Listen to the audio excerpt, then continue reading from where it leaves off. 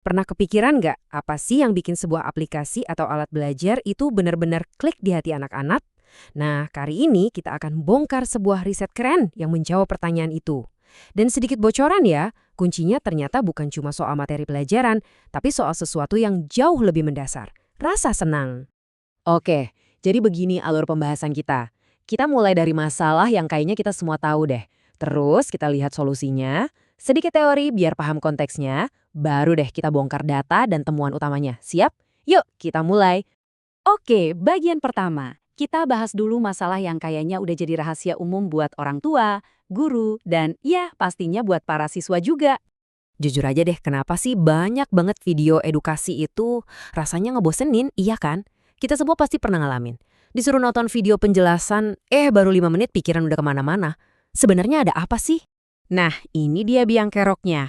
Nonton doang itu sifatnya pasif, bukan belajar yang aktif. Riset udah banyak membuktikan kalau cuma nonton itu nggak cukup buat bikin otak kita benar-benar kerja. Siswa jadinya cuma kayak penampung informasi, nggak ada interaksi sama sekali. Analoginya tuh gini, sama aja kayak kita mau belajar berenang tapi cuma nontonin orang di pinggir kolam. Ya nggak bakal bisa kan? Tapi tenang, ada solusinya kok. Dan disinilah inovasi yang diuji di penelitian ini masuk. Ada cara baru buat mengubah penonton yang pasif jadi peserta yang benar-benar aktif. Coba bayangin platform kayak Edpuzzle atau Play Post-it. Mereka ini ibaratnya ngasih nyawa ke video yang tadinya datar. Guru bisa misalnya tiba-tiba nyisipin pertanyaan di tengah video, atau nambahin catatan suara, bahkan videonya bisa di-pause otomatis dan baru lanjut kalau muridnya udah jawab pertanyaan. Jadi video yang tadinya cuma omongan satu arah, sekarang jadi kayak dialog, jadi hidup. Oke, sebelum kita loncat ke hasil risetnya, kita perlu mundur sedikit nih. Kita harus paham dulu sebuah model teori yang udah puluhan tahun dipakai buat nebak-nebak kira-kira sebuah teknologi baru bakal laku atau enggak. Namanya model penerimaan teknologi. Komponen pertamanya itu persepsi kegunaan. Gampangnya gini, alat ini ngebantu saya ngerjain tugas nggak? Bikin kerjaan saya lebih gampang atau lebih cepat nggak? Kalau jawabannya iya, ya kemungkinan besar bakal dipakai, logis banget. Terus, komponen kedua itu persepsi kemudahan penggunaan. Ini juga gampang dimengerti. Pertanyaannya simpel. Susah nggak makainya? Apa saya perlu baca buku panduan tebel dulu, atau tinggal klik-klik aja langsung ngerti? Jelas, makin gampang, ya makin banyak yang mau pakai. Nah, disinilah penelitian dari Taiwan ini jadi super menarik.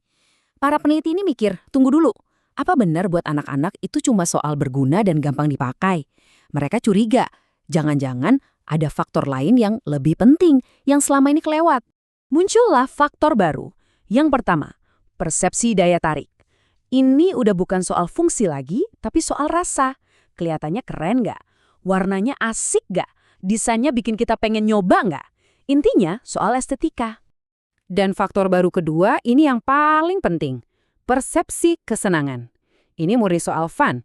Apakah pas makainya itu kita ngerasa senang? Asik nggak sih? Lepas dari urusan nilai atau performa, pokoknya seru aja gitu. Dan inilah model lengkap yang mereka ajukan. Jadi, model yang lama itu ada di dalam kotak, terus mereka nambahin 2 variabel baru di luarnya, daya tarik dan kesenangan. Hipotesis mereka, 2 faktor inilah kepingan puzzle yang hilang, khususnya kalau kita ngomongin anak-anak. Oke, jadi gimana hasilnya? Para peneliti ini ngetes modelnya ke 151 siswa kelas 6. Dan apa yang mereka temukan? Siap-siap ya, karena datanya ini benar-benar membuka mata. Angka pertama, 76,4%. Artinya apa? Artinya, model baru ini dengan tambahan faktor daya tarik dan kesenangan tadi bisa menjelaskan 76,4% alasan kenapa siswa punya sikap positif alias suka sama aplikasi ini. Itu angka yang tinggi banget loh dalam penelitian sosial. Nggak cuma itu. Angka kedua, 68,2%. Model yang sama juga bisa menjelaskan sebesar itu niat siswa buat pakai aplikasinya lagi di masa depan. Jadi ini bukan cuma suka sesaat, tapi benar-benar mau pakai lagi. Penting banget. Nah, sekarang kita lihat petunjuk terbesarnya. Kalau kita lihat diagram hasil penelitiannya, ada satu jalur yang paling tebal, paling kuat pengaruhnya, yaitu panah dari persepsi daya tarik ke persepsi kesenangan. Angkanya 0,748. Buat yang nggak biasa sama statistik, angka segitu tuh artinya hubungannya super kuat, kuat banget. Oke, jadi apa sih semua angka-angka ini? Gini terjemahan bebasnya. 1. Tampilan itu penting banget. Gimana sebuah aplikasi terlihat itu ngaruh langsung ke seberapa menyenangkan rasanya pas dipakai. 2. Rasa senang atau fun ini ternyata jadi pendorong utama kenapa anak-anak suka dan mau pakai lagi. Dan yang terakhir, ini yang paling penting. Buat anak-anak, estetika itu bukan cuma hiasan pemanis, itu adalah fondasi. Jadi apa intisari dari semua ini? Apa pelajaran yang bisa kita petik? Terutama buat siapapun yang bikin teknologi untuk anak-anak. Ini perbandingannya biar jelas. Kalau dulu buat orang dewasa pertanyaannya, ini berguna nggak dan gampang nggak dipakainya? Tapi studi ini nunjukin, buat anak-anak pertanyaannya beda total. Jadi, ini kelihatannya menarik nggak? Dan yang paling utama, ini seru nggak? Pergeseran fokusnya jelas banget kan? Para penelitinya sendiri menyimpulkan dengan kalimat yang kuat banget bunyinya gini. Faktor-faktor psikologis bisa jadi lebih penting daripada masalah teknis.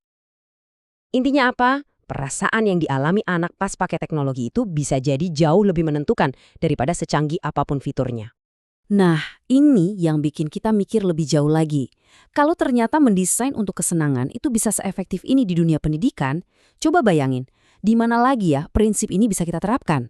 Jangan-jangan ini bukan cuma berlaku buat anak-anak, tapi buat kita semua juga.